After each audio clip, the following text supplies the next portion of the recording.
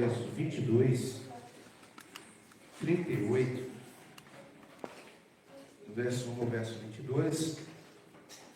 Nessa manhã, nós vamos ler só juntos, a uma só voz, um uníssono, verso 9. Vamos ler juntos, verso de número 9. Na tua presença, Senhor, estão os meus desejos todos, e a minha ansiedade não te é oculta. Nós vamos orar nesse instante.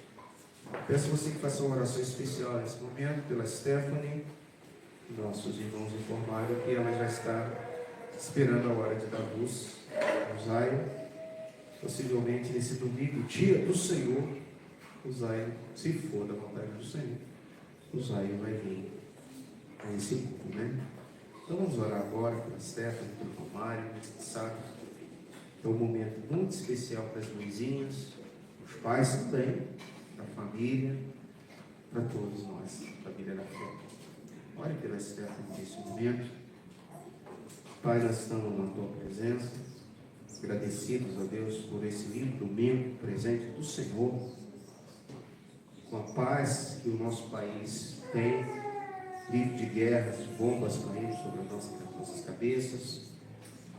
Nós te louvamos e te agradecemos, ó Deus, por essa oportunidade que só nos dá de estar na tua casa nesse domingo. Suplicamos, ó Deus, agora, sobre a tua serva Stephanie, sobre o teu servo Romário, os livramentos, as proteções.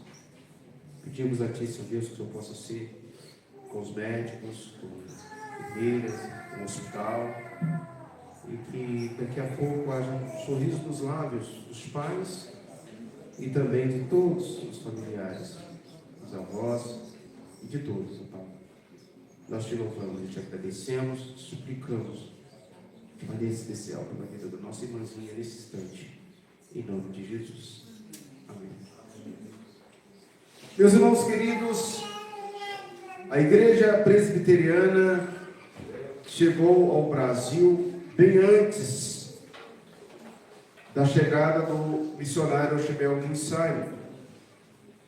Nossa igreja, no século XVI, através de Calvino e através daquele período que passava no século XVI, através dos franceses, o presbiterianismo tentou ser implantado no nosso país, chegando aqui em 1557.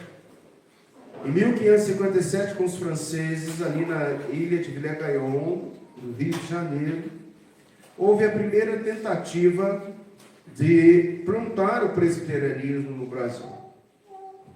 A ceia do Senhor, segundo o rito bíblico e calvinista, foi celebrada pela primeira vez na América do Sul. Esse é um fato muito importante para todos nós, presbiterianos do Brasil. E lembrar que no dia 21 de março de 1557, lá na ilha de Villers-Gaillon, ilha Guanabara, foi celebrada a primeira ceia dentro do rito calvinista, da nossa fé reformada, na América. Porém, os franceses não demoraram muito para serem expulsos pelos portugueses. Havia a ameaça da França, Antártica, e aí o conluio político dos portugueses expulsaram os franceses. E aí nós temos o primeiro derramamento de mártires. Pastores foram mortos na ilha de Villers-Gaillon. Lá tem um monumento da igreja. Quando você for ao Rio de Janeiro, um ponto turístico para você ir, além de conhecer a Catedral Presbiteriana do Rio, onde foi a nossa capital. A nossa capital do Brasil foi no estado do Rio. Lá tem um monumento aos franceses e a igreja presbiteriana lembra com muito carinho a primeira tentativa de evangelizar o solo pátrio. Em 1567 eles foram expulsos e aí fracassou toda a tentativa de Calvino, que mandou 12 navios, havia uma igreja sendo transplantada da França para o Brasil. Mas por causa da política não deu certo. Eles foram mortos, expulsos do Brasil. E nós temos sangue de mártires derramados no nosso país. Duas outras tentativas se deram no nosso país. Em 1624, foi a chegada dos holandeses. A princípio na Bahia. Mas também não deu certo na Bahia, eles foram para Pernambuco. E os holandeses ali, em 1624 até 1630, eles tentaram evangelizar a Bahia, mas também não deu certo. E depois eles foram para Pernambuco, em 1654, onde a igreja presbiteriana ela subestabeleceu. Hoje, na atualidade, há uma curiosidade para nós. Os nordestinos presbiterianos trazem uma marca diferente dos presbiterianos do Sudeste, onde Simon veio da América e implantou de forma única e definitiva a igreja presbiteriana. Então você vai ver o sistema holandês imperando mais no Nordeste brasileiro. Quando você olha para Augusto Nicodemos, que é um vulto, todo mundo conhece na mídia, Augusto Nicodemos, e você compara Augusto Nicodemos com Hernandes Dias Lopes, que é do Sudeste, que é do Espírito Santo, há algumas qualidades próprias da igreja presbiteriana que diferenciam os dois irmãos. Claro, são bíblicos, são presbiterianos, trazem a boa doutrina.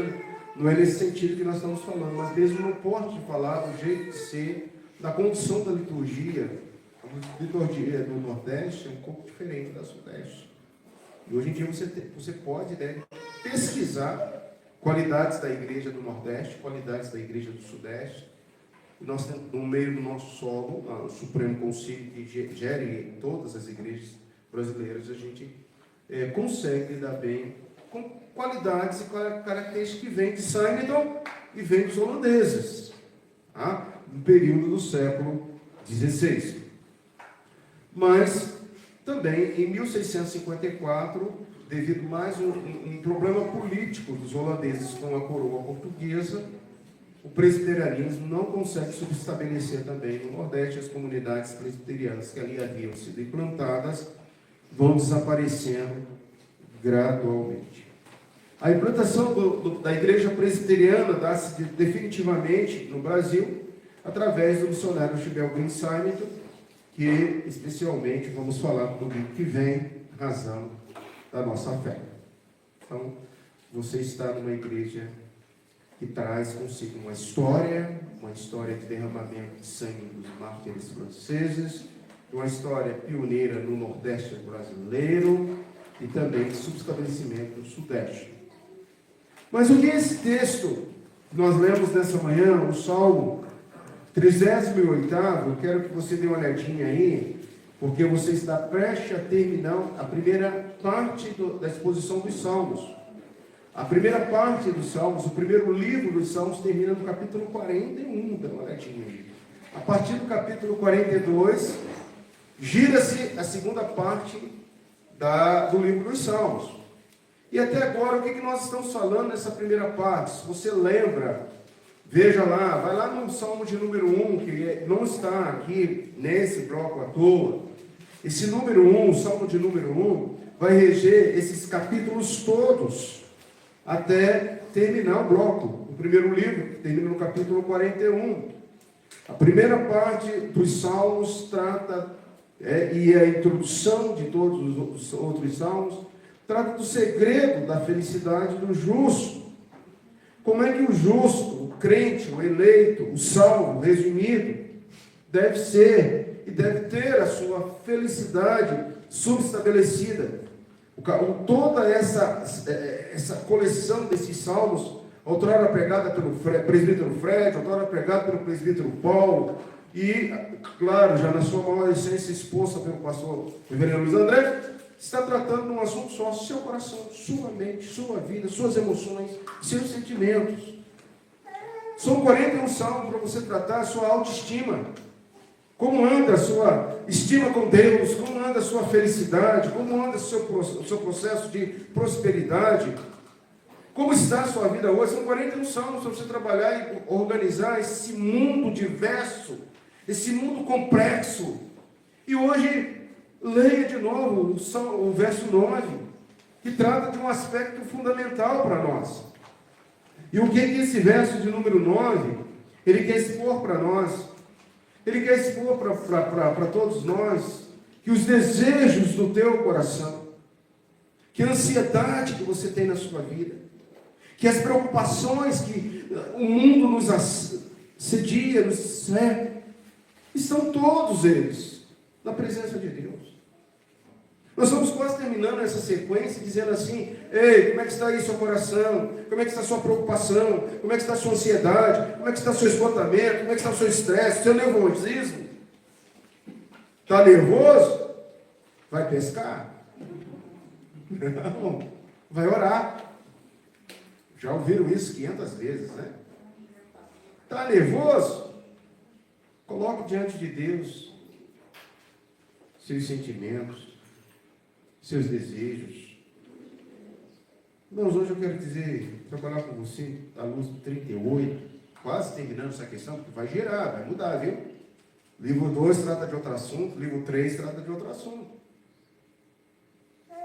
Mas eu quero terminar, estamos terminando, dizendo: como é que está o seu mundo interno? Sua cabeça, sua ansiedade. Está ansioso.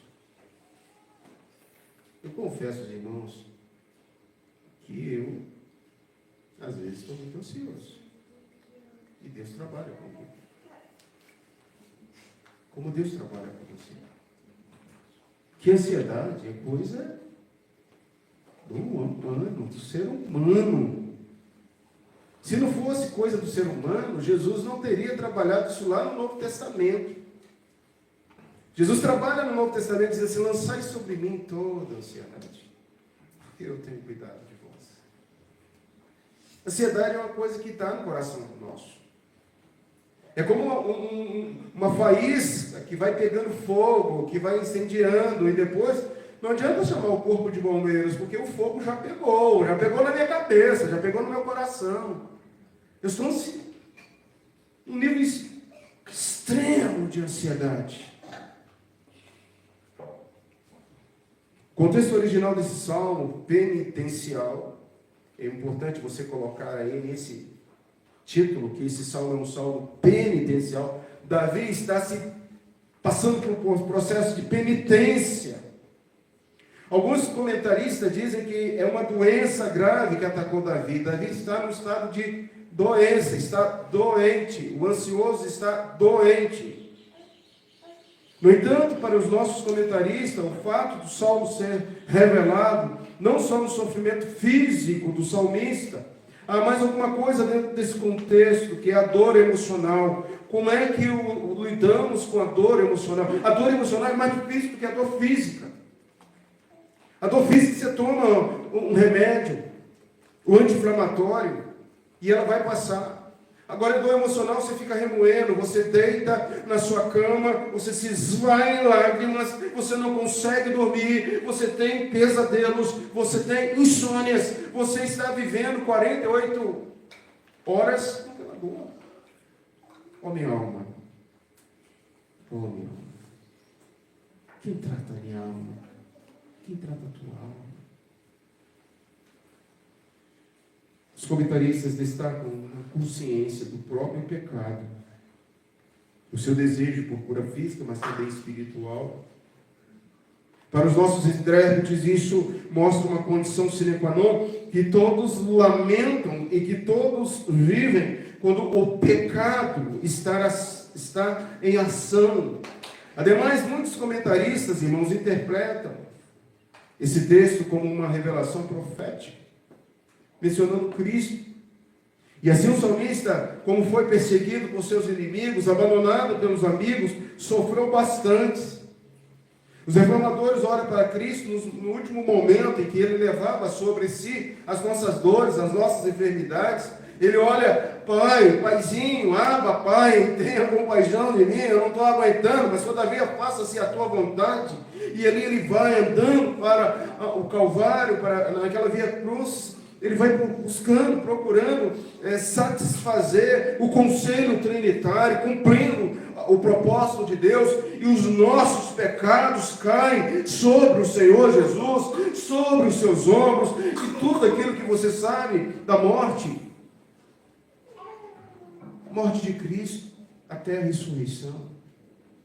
Isso era uma angústia que nenhum mortal vai viver, mas que Cristo suportou por você e pela igreja. Alguns comentaristas, como Calvino, exploram esse lado de Cristo, para que você possa entender o que é a ansiedade. Eu queria que você pensasse nesse texto. Os meus desejos estão na tua presença. Os meus desejos do passado, do presente, do futuro. Você tem algum desejo não realizado do passado da sua vida? O que você gostaria de ter recebido e não recebeu no passado? E você olha para aquele primo, ele conseguiu. Você olha para o seu irmão, ele tem. Mas você olha para você e diz, poxa, tudo o que eu queria, eu não consegui receber no passado.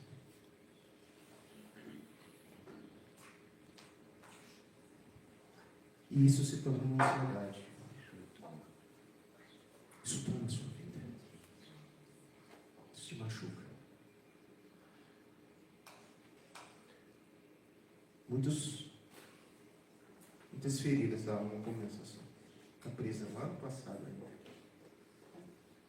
Mas você não vive só do passado. Você vive do presente. Você viverá no futuro, se Deus permitir. Do verso 1 ao verso 8, faça os seus olhos, porque você lê silenciosamente, você lê rápido. E a gente tem pouco tempo aqui. Trata dos fardos que se tornam os nossos desejos. Os meus desejos estão na tua presença porque são fardos pesados. O que o salmista coloca é que esses fardos são como setas. E o que são setas? É o poder intolerável da doença. São setas. É o poder intolerável da doença, seja o que for, uma praga, uma úlcera que causou a sua dor, que te prendeu, que te angustiou. São setas tuas. São problemas pessoais. E aí nós sentimos a tua mão, a mão do Senhor, a tua mão recaindo sobre mim. É um infortúnio. As ameaças de Deus são setas. As palavras que Deus usa para repreender e ameaçar as Escrituras são setas. Aquelas que você sente e clama, não me repreenda, Senhor. Tenha compaixão, Senhor. Tenha compaixão, pois a tua ira é fogo consumidor. No entanto, só recentes aqueles que têm um coração apertado e a mente atemorizada. Este é o sentimento em cujo coração Deus dispara as setas, quando o arrogante, ou que se tornou endurecido, as setas se desviam como se fosse uma pedra dura.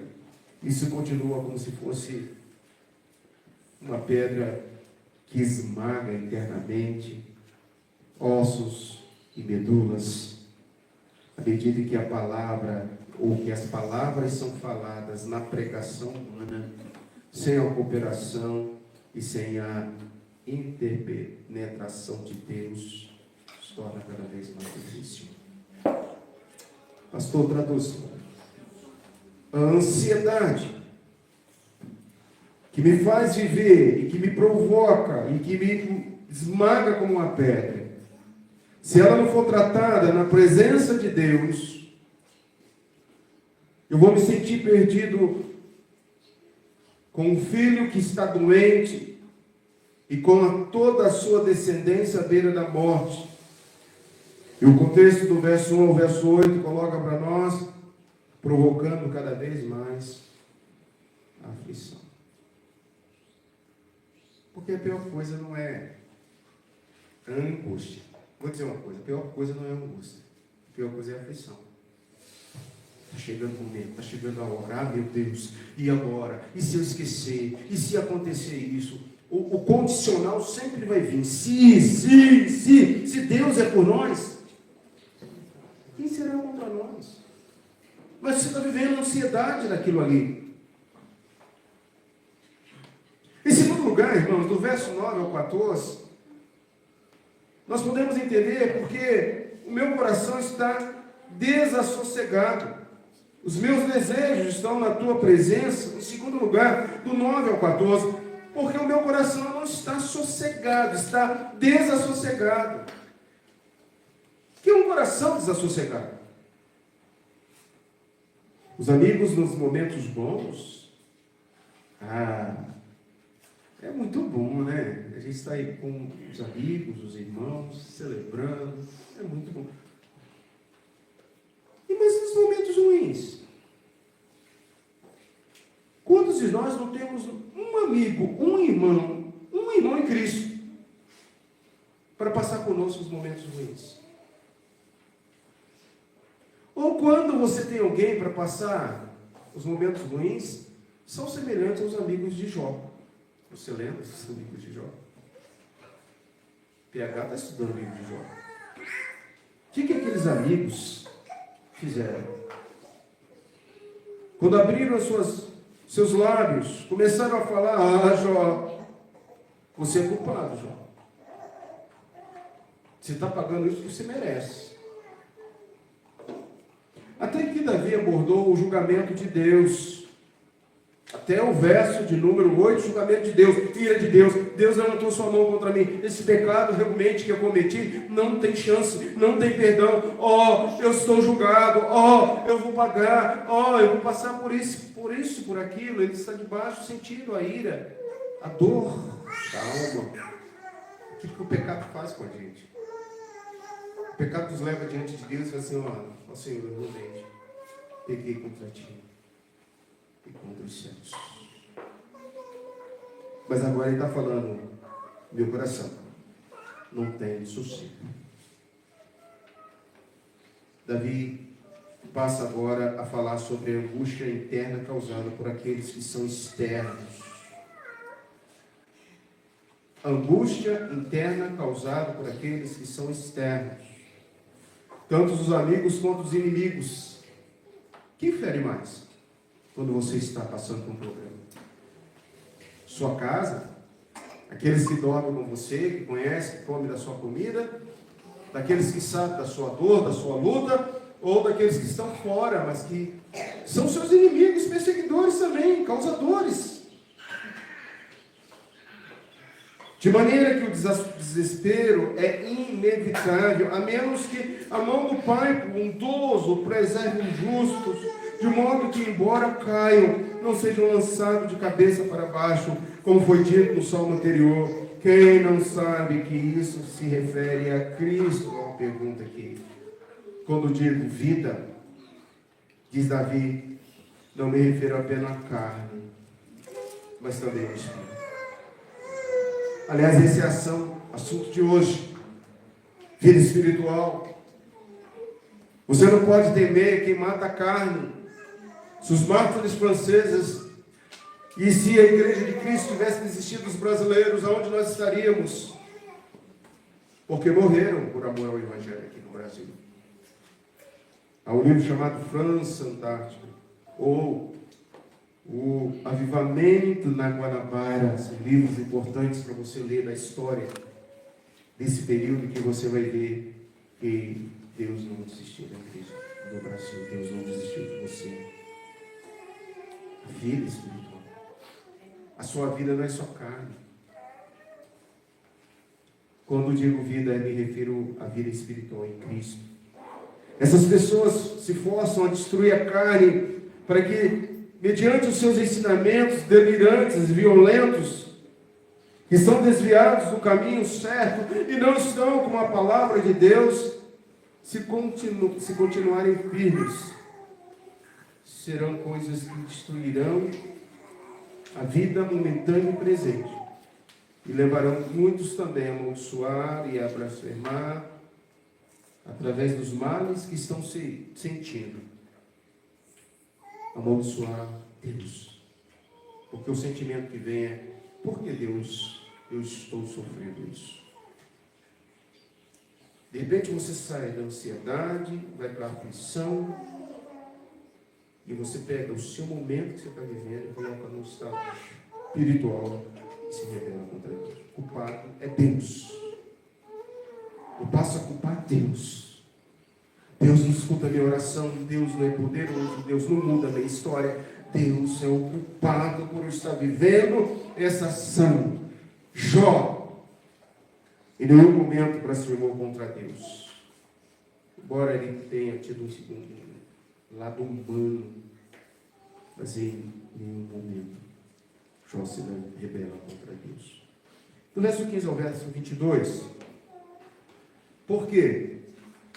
Todos os meus desejos estão na presença de Deus, porque a minha alma, porque a minha dor está sempre perante mim.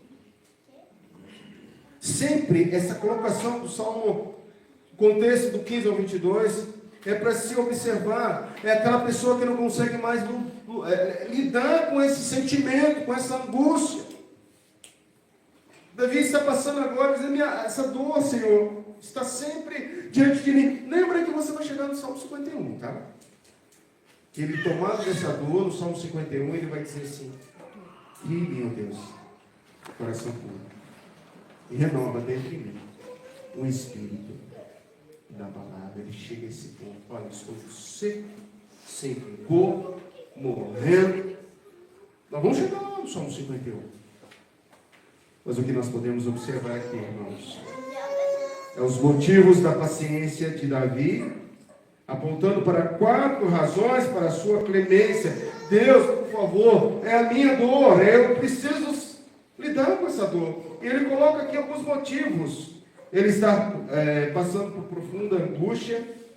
A doença mais grave aqui é o abandono dos seus amigos. Ele mesmo não tem amigos para conversar, para chorar. Ele se mantém em silêncio como se fosse surdo, um surdo mudo, diante de suas consequências. E a primeira, mais importante razão, é que ele dependia de Deus interiormente. Você sabe o que é depender de Deus exteriormente? Sabe o que é depender de Deus exteriormente? E o que é depender de Deus interiormente? Como é que eu dependo de Deus interiormente? Exteriormente é aquilo que eu necessito para me manter, para viver. Agora, interiormente. Já parou para pensar nisso? Que você depende de Deus interiormente? Dê um exemplo, pastor. Seja mais claro, pastor. Então, sim, todos nós, se não formos justificados em Cristo, nós estamos mortos e lançados ao inferno. A justificação é um ato de Cristo, que nos internamente nos justifica diante do Pai, para que a gente não possa ser lançado ao inferno. Ou alma. A alma foi renascida em Cristo, justificada em Cristo, selada pelo Espírito Santo. O inferno, irmãos, é tão real que, usando essas figuras, você estudou e sabe, do mundo dos mortos, do mundo das caveiras, do lixão. Toda vez que eu passo nessa região e observo o hábito, e hoje eu disse isso para Glaucio, isso é hábito do inferno, do cão, jogar lixo em qualquer lugar, em qualquer esquina. A gente passa, a gente vai observando, e inferno é isso, é um lixão que consumia e não acabava, cheiro de carne, de morte. Interiormente nós estávamos destinados para o inferno, mas Cristo foi lá e nos libertou do império das trevas e da morte. E agora nós conseguimos ver que interiormente eu dependo do Senhor. Talvez exteriormente você viva mais. Eu preciso do agora, do aqui, do agora, para satisfazer os desejos do meu coração. Salmo 37 está aqui em cima, gritando para nós: agrada-te do Senhor, Ele satisfará os desejos do teu coração. Mas você esquece que você depende interiormente dele, da graça, do favor imerecido. Segundo motivo é derivado do primeiro. Enquanto ele orava, ele desejou o seguinte em seu coração: não suceda que se alegrem de mim e contra mim se engrandeçam, quando me resvala o pé, isto é, quando estava inclinado à destruição. Sabia que mesmo que Deus estivesse muito irado com ele, ele era amado, ele era querido, ele era selado, ele era salvo, ele era redimido, como você é. Amados, quantos querem te destruir? Fique em silêncio quando alguém se levantar contra o teu Deus. E aí Judas grita de novo: que o Senhor Deus te repreenda. Que o Senhor Deus te repreenda. Terceiro motivo da intensidade e a duração da doença. O problema na vida das pessoas, e quem lida com isso, nos consultórios, no dia a dia, é a intensidade que eu dou à minha dor.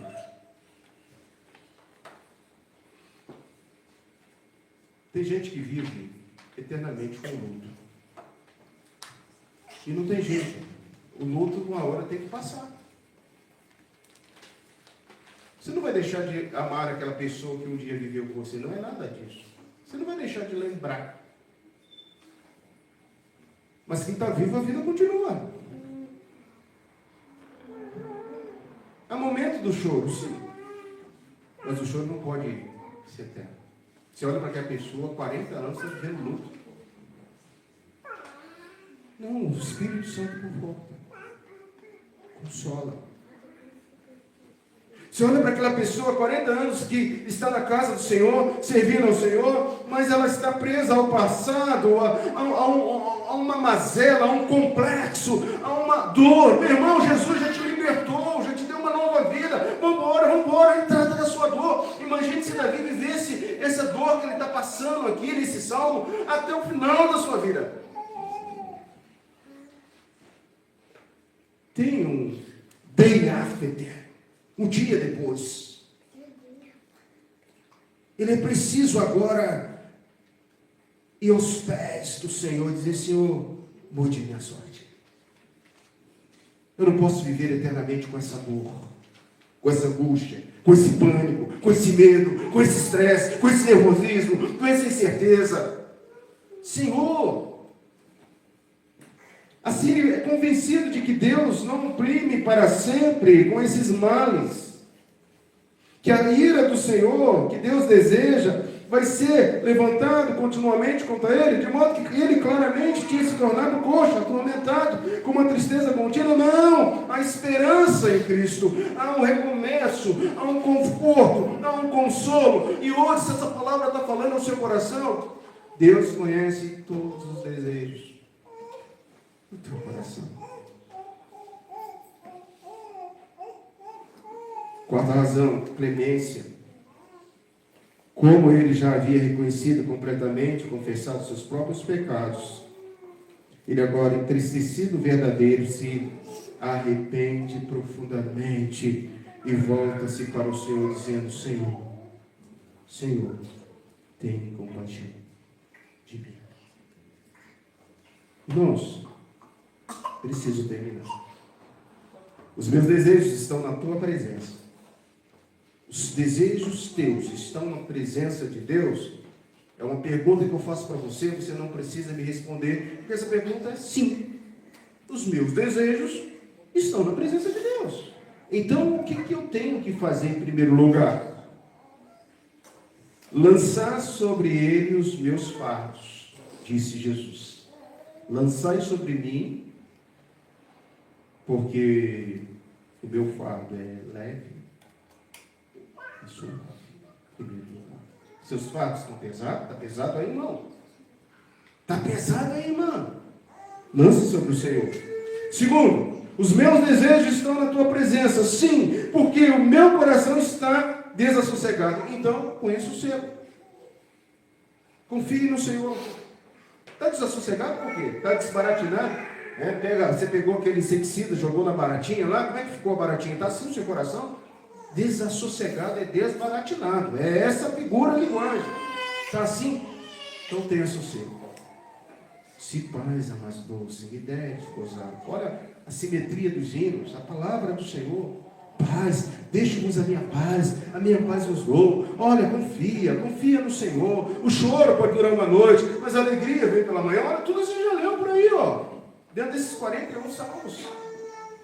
Se o mundo está desorganizado, organize, por favor. Em terceiro lugar, os meus desejos estão na tua presença, porque a minha dor está sempre diante de mim. Vírgula. Mas tem validade de tempo, de prazo. Sua dor não pode ser uma dor eterna. Não pode ser uma dor eterna. Isso mexe com a gente, irmãos. Porque metade das doenças que nós psicossomamos, e ele não sabe lidar com essa dor. Tem prazo de validade, por favor. Você é um novo convertido, um novo nascido, servo do Senhor. Joga fora. Joga fora. Joga fora. Deus nos abençoe. Lide com o reconhecimento do pecado.